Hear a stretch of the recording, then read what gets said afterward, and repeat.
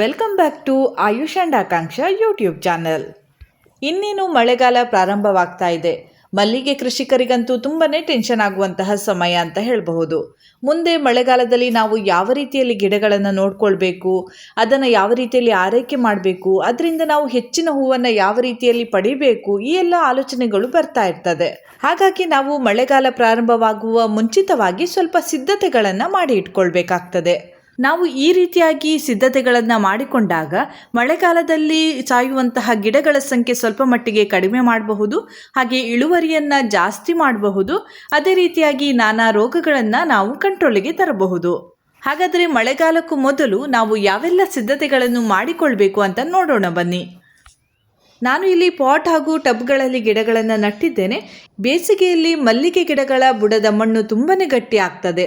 ಕೆಲವರು ಅದನ್ನು ಬಿಡಿಸ್ತಾ ಇರ್ತಾರೆ, ಕೆಲವರು ತಿಂಗಳಿಗೊಮ್ಮೆ ಬಿಡಿಸ್ತಾ ಇರ್ತಾರೆ, ಇನ್ನು ಕೆಲವರು ತುಂಬಾ ಬಿಸಿಲು ಇರುವುದರಿಂದ ಆ ಎಲ್ಲ ಕೆಲಸವನ್ನು ಮುಂದೂಡ್ತಾ ಇರ್ತಾರೆ. ಆದರೆ ಈಗ ಮಳೆಗಾಲ ಪ್ರಾರಂಭವಾಗುವ ಮೊದಲೇ ನಾವು ಗಿಡದ ಬುಡದ ಮಣ್ಣನ್ನು ಸಡಿಲ ಮಾಡಿಕೊಳ್ಬೇಕಾಗ್ತದೆ.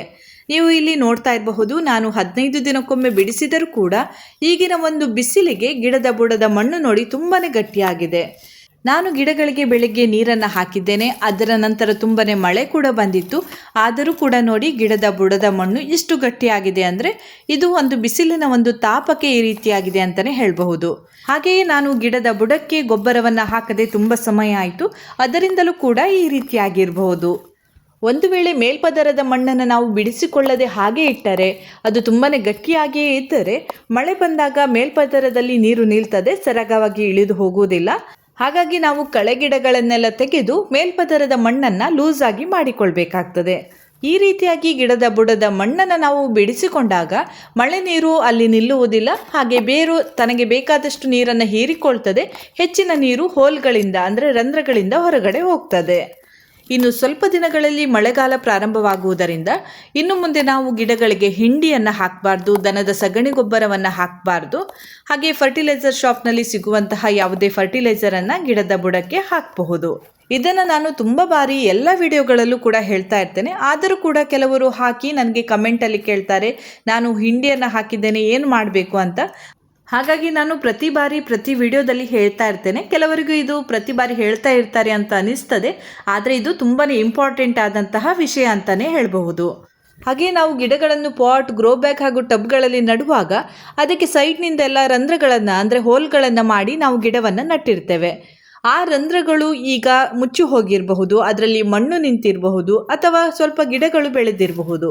ಹಾಗಾಗಿ ಮಳೆಗಾಲಕ್ಕೂ ಮೊದಲು ನಾವು ಅದನ್ನೆಲ್ಲ ಕ್ಲೀನ್ ಮಾಡಿಕೊಳ್ಬೇಕಾಗ್ತದೆ. ಈಗ ನಾನು ಇಲ್ಲಿ ನನ್ನ ಗಿಡವನ್ನು ತೋರಿಸ್ತೇನೆ. ನಾನು ಇಲ್ಲಿ ಗಿಡವನ್ನು ಟಬ್ನಲ್ಲಿ ನಟ್ಟಿದ್ದೆ. ನೋಡಿ, ಈ ರೀತಿಯಾಗಿ ಚಿಕ್ಕ ಚಿಕ್ಕ ಗಿಡಗಳು ಬೆಳೆದಿರ್ತದೆ, ಅದನ್ನು ತೆಗಿಬೇಕು. ಹಾಗೆ ರಂಧ್ರಗಳನ್ನು ಈ ರೀತಿಯಾಗಿ ಬಿಡಿಸಿಕೊಳ್ಬೇಕಾಗ್ತದೆ. ಇದನ್ನು ನೀವು ಗಟ್ಟಿಯಾದ ಒಂದು ಕೋಲಿನಿಂದ ಮಾಡಬಹುದು ಅಥವಾ ಸ್ಕ್ರೂ ಡ್ರೈಯರಿಂದ ಮಾಡಬಹುದು. ಈಗಾಗಲೇ ಕೆಲವು ಕಡೆ ತುಂಬ ಜೋರಾಗಿ ಮಳೆ ಬಂದಿರ್ತದೆ. ಆಗ ನಿಮಗೆ ಗೊತ್ತಾಗಿರಬಹುದು ಯಾವೆಲ್ಲ ಗಿಡದಲ್ಲಿ ಮೇಲ್ಪದರದಲ್ಲಿ ನೀರು ನಿಲ್ತದೆ ಅಂತ. ಆ ಗಿಡದ ಒಂದು ಹೋಲ್ಗಳನ್ನು ಸರಿಯಾಗಿ ಬಿಡಿಸಿಕೊಳ್ಳಿ. ಒಂದು ವೇಳೆ ಹೋಲ್ಗಳನ್ನು ಬಿಡಿಸಿದರೂ ಕೂಡ ಸರಿಯಾಗಿ ನೀರು ಇಳಿದು ಹೋಗ್ತಾ ಇಲ್ಲ ಅಂತ ಇದ್ದಲ್ಲಿ ನೀವು ಆ ಗಿಡವನ್ನು ಖಂಡಿತವಾಗಿಯೂ ರೀಪಾಟಿಂಗ್ ಮಾಡಲೇಬೇಕಾಗ್ತದೆ. ಗಿಡದ ಬುಡದಲ್ಲಿ ನೀರು ನಿಂತಾಗ ಗಿಡದ ಬೇರುಗಳು ಕೊಳೆತು ಆ ಗಿಡಗಳು ಹಾಳಾಗುವ ಚಾನ್ಸಸ್ ತುಂಬಾ ಇರ್ತದೆ. ಹಾಗಾಗಿ ಅದಕ್ಕೊಂದು ಸರಿಯಾದ ವ್ಯವಸ್ಥೆಯನ್ನು ನಾವು ಇವಾಗಲೇ ಮಾಡಿಕೊಳ್ಬೇಕಾಗ್ತದೆ. ಇನ್ನು ಕೆಲವೊಂದು ಗಿಡಗಳು ತುಂಬಾ ಬೆಳೆದಿರ್ತದೆ, ಹಾಗೆ ಅದು ಬಾಗಿಕೊಂಡು ನೆಲಕ್ಕೂ ಕೂಡ ತಾಗಿರ್ತದೆ. ಆ ರೀತಿಯಾದ ಗೆಲ್ಲುಗಳನ್ನು ನಾವು ಈಗ ಕಟ್ ಮಾಡಬೇಕಾಗ್ತದೆ. ಅಂದರೆ ಜೋರಾಗಿ ಮಳೆ ಬಂದ ನಂತರವೂ ಕೂಡ ನೀವು ಕಟ್ ಮಾಡಬಹುದು. ಆದರೆ ಈಗ ಒಮ್ಮೆ ಗಿಡಗಳನ್ನು ಕಟ್ ಮಾಡಿದರೆ ಅಲ್ಲಿ ಒಳ್ಳೆಯ ಚಿಗುರು ಬರ್ತದೆ. ಮಳೆ ಬಂದ ನಂತರ ನಾವು ಕಟ್ ಮಾಡಿದಾಗ ನಮಗೆ ಸ್ವಲ್ಪ ಭಯ ಇರ್ತದೆ, ಅಲ್ಲಿ ಕೊಳೆಯಬಹುದು ಅನ್ನುವಂತಹ ಒಂದು ಡೌಟ್ ಇರ್ತದೆ. ಹಾಗಾಗಿ ಈಗಲೇ ನಾವು ಆ ರೀತಿಯಾದ ದೊಡ್ಡ ದೊಡ್ಡ ಗೆಲ್ಲುಗಳನ್ನು ನಾವು ಕಟ್ ಮಾಡಿಕೊಳ್ಬೇಕಾಗ್ತದೆ.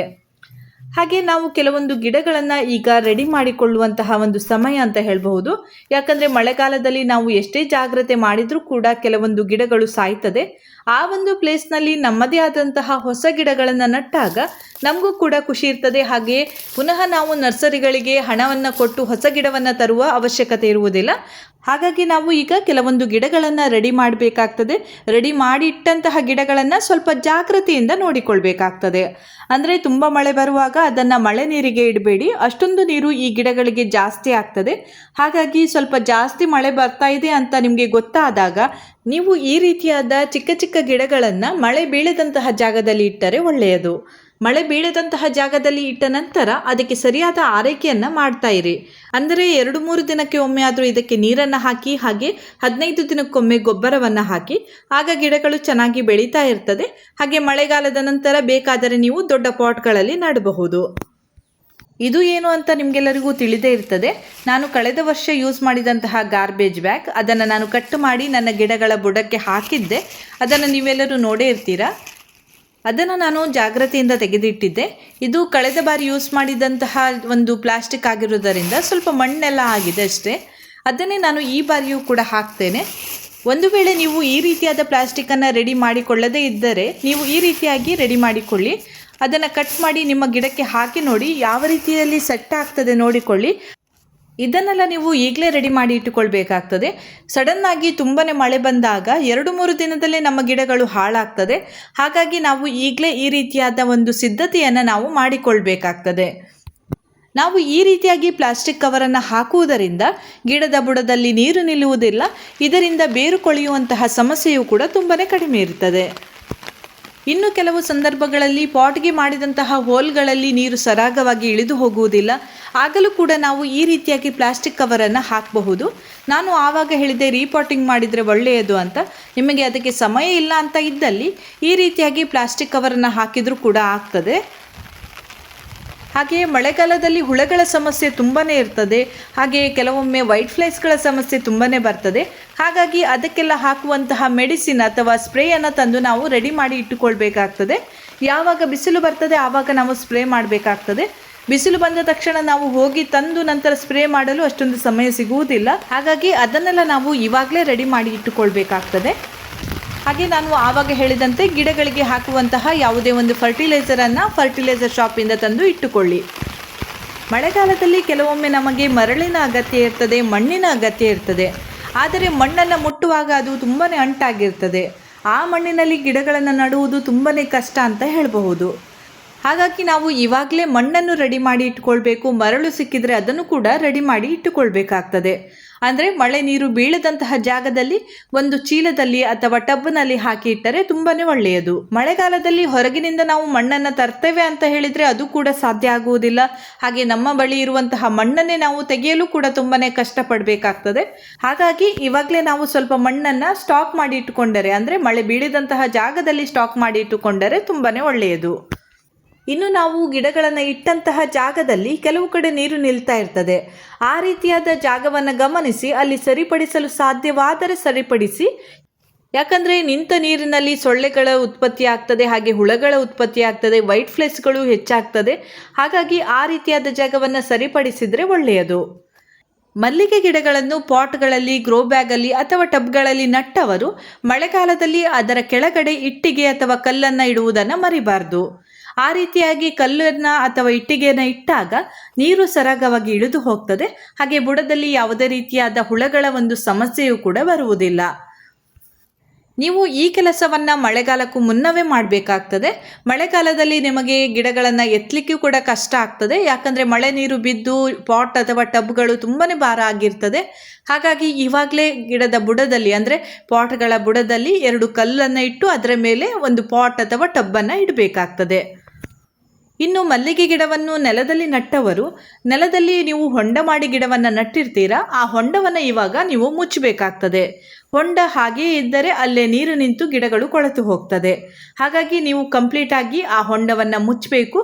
ಹಾಗೆ ಅದರ ಮೇಲೆ ನೀವು ಸಾಧ್ಯವಾದರೆ ಪ್ಲಾಸ್ಟಿಕ್ಕನ್ನು ಕವರ್ ಮಾಡಬಹುದು.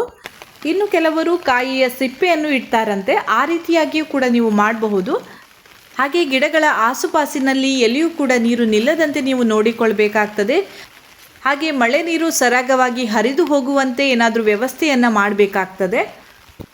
ಅದೇ ರೀತಿಯಾಗಿ ನಾನು ಆವಾಗ ಹೇಳಿದಂತೆ ಸಗಣಿ ಗೊಬ್ಬರ ಹಿಂಡಿಗಳನ್ನು ನೀವು ಹಾಕಬಾರ್ದು. ಬೇರೆ ಯಾವುದಾದ್ರೂ ಫರ್ಟಿಲೈಸರ್ ಶಾಪಿಗೆ ಹೋಗಿ ಏನಾದರೂ ಫರ್ಟಿಲೈಸರ್ ಇದ್ದರೆ ಅದನ್ನು 15 ದಿನಕ್ಕೊಮ್ಮೆ ಗಿಡದ ಬುಡಕ್ಕೆ ಹಾಕಿ, ಹಾಗೆಯೇ ಹುಳಗಳು ಬಂದಾಗ ಹುಳಗಳ ಸ್ಪ್ರೇ ಮಾಡಿ, ವೈಟ್ ಫ್ಲೇಸ್ಗಳು ಬಂದಾಗ ಅದಕ್ಕೆ ಸ್ಪ್ರೇ ಮಾಡಿ. ಇದಿಷ್ಟನ್ನು ಮರೆಯದೆ ಇವಾಗಲೇ ನೀವು ಮನೆಯಲ್ಲಿ ತಂದು ಇಟ್ಟುಕೊಳ್ಬೇಕಾಗ್ತದೆ. ಇನ್ನು ಉಳಿದಂತಹ ವಿಷಯಗಳು ಪಾಟ್ನಲ್ಲಿ ನಟ್ಟವರಿಗೆ ಹಾಗೆ ನೆಲದಲ್ಲಿ ನಟ್ಟವರಿಗೆ ಒಂದೇ ಆಗಿರ್ತದೆ. ಹಾಗಾಗಿ ನೀವು ಅದನ್ನೇ ಫಾಲೋ ಮಾಡಬಹುದು. ಹೀಗೆ ನಾನು ಮಳೆಗಾಲಕ್ಕೂ ಮೊದಲು ನನ್ನ ಗಿಡಗಳನ್ನು ಯಾವ ರೀತಿಯಲ್ಲಿ ಸಿದ್ಧತೆಯನ್ನು ಮಾಡ್ತೇನೆ, ಹಾಗೆ ಗಿಡಗಳು ಹಾಳಾಗದಂತೆ ಯಾವ ರೀತಿಯಲ್ಲಿ ಜಾಗೃತಿಯನ್ನು ವಹಿಸ್ತೇನೆ ಅನ್ನುವುದನ್ನು ನಿಮ್ಮ ಜೊತೆ ಶೇರ್ ಮಾಡಿಕೊಂಡಿದ್ದೇನೆ. ಇದು ನಾನು ಅನುಸರಿಸುವಂತಹ ಕ್ರಮ ಆಗಿದೆ. ಹಾಗಾಗಿ ಇದನ್ನು ನಾನು ನಿಮಗೂ ಕೂಡ ತಿಳಿಸ್ತಾ ಇದ್ದೇನೆ. ಇಲ್ಲಿಗೆ ನನ್ನ ಈ ವಿಡಿಯೋ ಮುಗಿಸ್ತಾ ಇದ್ದೇನೆ. ಮುಂದಿನ ವಿಡಿಯೋದಲ್ಲಿ ಭೇಟಿ ಆಗ್ತೇನೆ. ನನ್ನ ಈ ವಿಡಿಯೋ ಇಷ್ಟ ಆದರೆ ಲೈಕ್ ಮಾಡಿ, ಶೇರ್ ಮಾಡಿ, ಹಾಗೆಯೇ ಸಬ್ಸ್ಕ್ರೈಬ್ ಮಾಡೋದನ್ನು ಮರಿಬೇಡಿ.